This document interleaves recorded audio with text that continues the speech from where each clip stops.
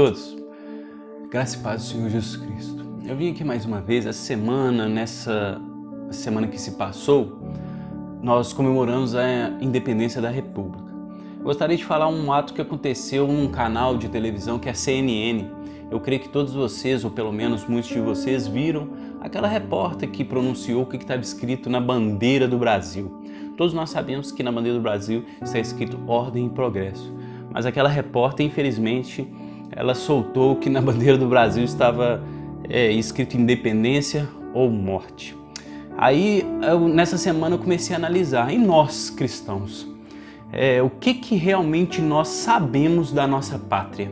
O que realmente nós entendemos e o que é aquilo que nós achamos que é verdade sobre a nossa pátria? Nós vimos que essa repórter, infelizmente, isso tem gerado muito memes aí nas redes sociais, que ela dizendo essa questão do que estava escrito na bandeira nacional. Mas e nós? Será que realmente nós temos nos preocupado com aquilo que nós sabemos do reino de Deus?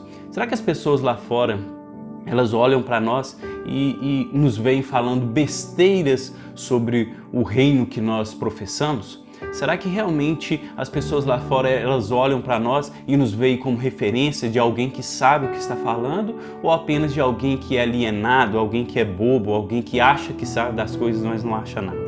Eu comecei a pensar isso nessa semana que se passou, por isso que eu quis gravar esse vídeo.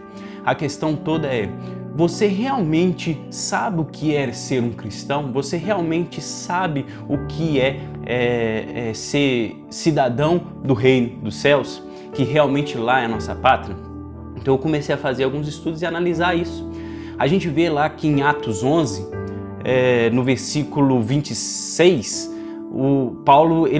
Lucas vai dizer que quando foi que os cristãos foram chamados cristãos a primeira vez?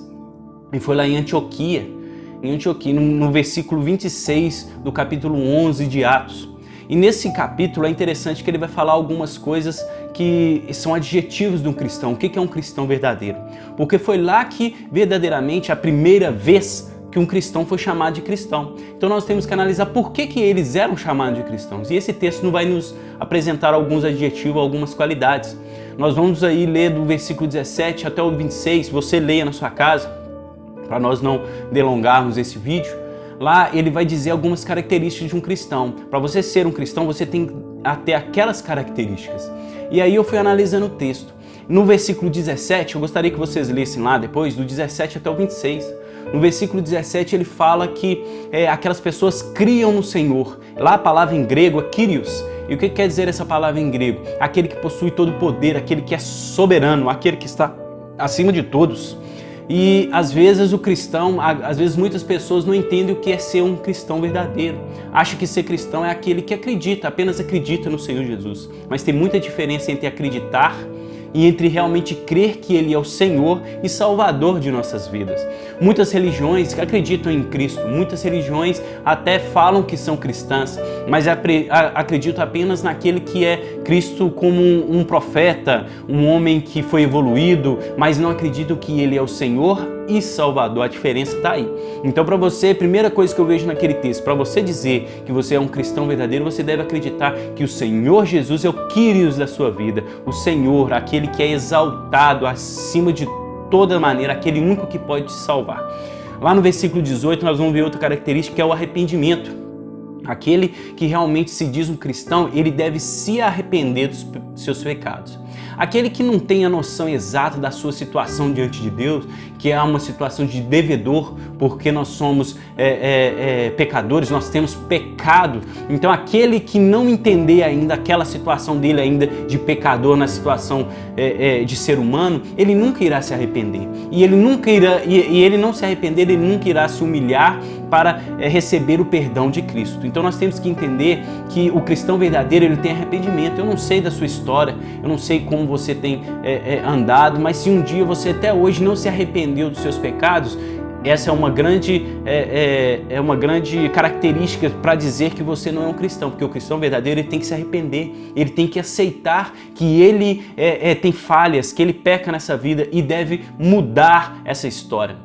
Lá no versículo 19 e 20, nós vemos que é uma coisa interessante, que aquele que realmente é cristão, ele anseia, o coração dele arde por pregar o evangelho. Ele não vai simplesmente querer para ele, mas ele vai querer passar para os outros. Lá em Mateus 28, 18 e 19, que é o texto conhecido como a Grande Comissão, ele vai nos dizer, Jesus aproximando-se falou-lhe dizendo: eu recebi autoridade no céu e na terra. Ide e pregai o evangelho a todas as nações, batizando-os em nome do Pai, do Filho e do Espírito Santo. Será que realmente você tem cumprido esse ide? Se realmente você se diz um cristão, você tem que cumprir o ide, você tem que pregar o evangelho. Então aqui nós vemos 3 características: crer no Senhor, se arrepender e sempre querer pregar o evangelho. Outro no versículo 21 que nós vemos, é uma questão do versículo 21 muito importante que nós temos que entender, é a conversão. Lá em Colossenses 3,5 fazia assim, fazei, pois, morrer a vossa natureza terrena, prostituição, impureza, paixão lascívia, desejo maligno e avareza, que é idolatria. Aquele que se diz realmente um cristão, ele tem que realmente deixar isso para trás. Tudo aquilo que é colocado na condição de Senhor na vida dele, ele tem que deixar para trás, ele tem que morrer essa natureza pecaminosa na vida dele. E o que é essa natureza pecaminosa? É aqueles desejos que nós temos. Muitos podem ter desejo pelo dinheiro, muitos podem ter desejo por homens, por mulheres. Independente daquilo que nós colocamos no lugar do Senhor, isso é idolatria. Tudo aquilo que você coloca Jesus e mais alguma coisa, isso é idolatria. Jesus, ele é um único Salvador. Um tema da Reforma Protestante era sola Christus, ou seja, somente Cristo que pode te salvar. Somente Cristo que pode te levar ao Senhor. Então uma coisa que nós temos que entender, eu só sirvo ao meu Senhor, ao meu Kyrios. É Ele que me dá a salvação. Tudo que você coloca, toda religião que coloca Jesus mais alguma coisa, essa religião não provém de Deus. Nós temos que entender isso. Lá no versículo 24, ele vai dizer algo interessante, que o cristão verdadeiro ele tem vários adjetivos, que é fé, que é ser bom, e um interessante que ele fala, ser cheio do Espírito Santo. Efésios 5,18 vai dizer, não vos embriagueis com vinho, nele que há dissolução, mas enchei-vos do Espírito Santo. Será que realmente você tem se enchido do Espírito Santo? Você tem buscado do Espírito Santo, fazer a vontade dele, saber o que é andar no Espírito Santo? No versículo 25, nós talvez temos aí uma questão, talvez hoje em nosso meio, a questão que mais tem ficado para trás. No versículo 25 vai dizer que Barnabé ele foi atrás de Saulo. É interessante que nesse versículo nós aprendemos uma coisa que às vezes os cristãos deixam de focar. Nós não podemos deixar os outros para trás.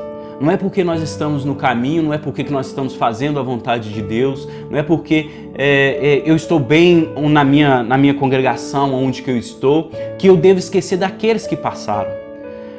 Barnabé ele nos ensina uma coisa muito clara, ele foi buscar a Saulo e ele não viu ali, ele não mediu esforços para buscar a Saulo. E nós conhecemos que Saulo, que é Paulo, ele se tornou o apóstolo dos gentios. Então, ou seja, às vezes você está simplesmente esquecendo de alguém que está no meio do caminho ainda e aquele pode ser um Paulo para o reino de Deus. Então entenda, nós temos que sempre buscar as pessoas, nós não podemos esquecer as pessoas. Aquele que está se afastado da fé, busque-o, não deixe ele caído no meio do caminho. Nós temos que aprender isso nas nossas vidas. Para concluir esse texto, eu te faço algumas perguntas para você refletir. O que te faz achar que você é um cristão verdadeiro? Será que você pode se dizer um cristão? Levantar as mãos em algum lugar específico não lhe diz e não lhe faz um cristão, mas sim ter as suas motivações mudadas na sua vida. Sua forma de agir não pode ser a mesma que os outros lá de fora que não se dizem cristão. Se você realmente se diz um cristão, as suas atitudes têm que ser diferentes, a sua forma de falar, a sua forma de agir, a sua forma de vestir. Será que os outros lá fora podem olhar para você e dizer realmente ali vai um cristão? Existe um ditado que nos fala assim, pregue, se necessário, fale. Ou seja, o que isso quer dizer? Que nós devemos, além de pregar o Evangelho, levar o Evangelho, ter esse ardor em nossas vidas, nós devemos pregar o Evangelho com as nossas atitudes. Muitas vezes, mesmo antes de falar, as pessoas têm que saber que ali existe uma pessoa diferente. Então você analise isso, será que eu tenho realmente esses adjetivos? Que eu posso me chamar de cristão? Para você se chamar de cristão, você tem que ter isso em sua vida. Você tem que crer no Senhor como seu Senhor e Salvador. Você não pode apenas acreditar que existe um homem bom. Você não pode acreditar que Jesus Cristo é um caminho. Ele é apenas o caminho, só existe um. Você tem que se arrepender dos seus pecados. Você tem que entender que você tem uma dívida com Cristo. E se essa dívida você não pode pagar, o único que pode pagar é Cristo Jesus. Nós temos que ter sede de pregar o Evangelho. Será que você está tendo essa sede? Nós temos que nos converter dos nossos caminhos, deixar aquilo que antigamente nós fazíamos. Eu não posso se converter e viver na mesma vida que eu vivia. E a graça do Senhor, lá no versículo 23, é ela que nos dá essa firmeza. Nós temos que nos estar permanentes. Lá em Efésios 4,14, ela vai nos dizer, para que não mais sejamos como meninos, agitados de um lado para o outro e levados ao redor por todo vento de doutrina, pela artimanha dos homens, pela astúcia com que induzem ao erro. Nós temos que ser firmes no Senhor. Eu não posso pensar uma coisa hoje e pensar outra amanhã, porque se realmente Jesus Cristo é meu Senhor, eu tenho que pensar aquilo que Ele pensa. Será que você tem essa característica? Será que eu sou bom? Eu sou cheio de fé? Será que eu tenho buscado o Espírito Santo? E será que eu tenho preocupado com aqueles irmãos que um dia passaram na minha vida e eles ficaram para trás? Analise você este texto, leia lá em Atos 11, do versículo 17 ao 26. Eu espero que você tenha aprendido alguma coisa com isso e comece a analisar, eu realmente posso ser chamado de cristão? Pense nisso nessa semana que está se iniciando aí. Deus abençoe a sua semana. Fique com Deus.